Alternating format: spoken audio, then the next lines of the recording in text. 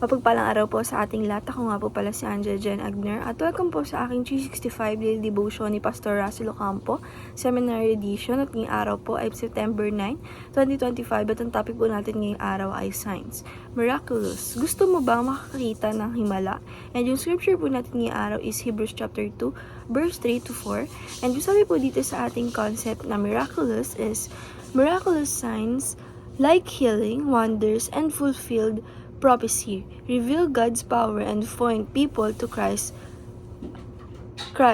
in John 20 verse 30 to 31. And sabi po dito sa ating scripture na Hebrews chapter 2 verse 3 to 4, how shall we escape if we ignore so great a salvation? The salvation which was first announced by the Lord was confirmed to us by those who heard him.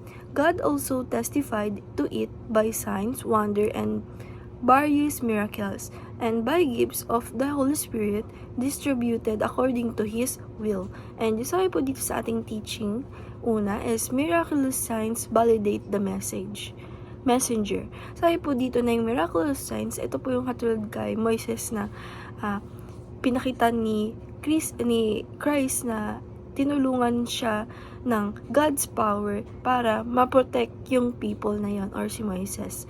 Na binavalidate nito yung messenger na talagang binibigyan niya talaga ng chance na malaman yung mga miraculous signs. And teaching number 2, miraculous signs confirm the message.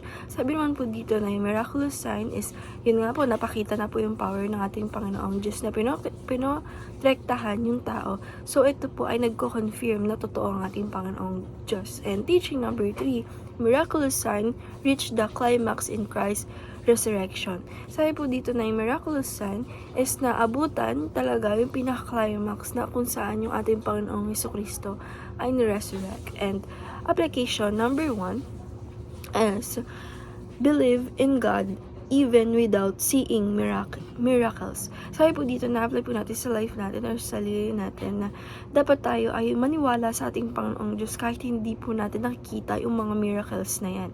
And the application number 2, be blessed by believing that the Bible is enough.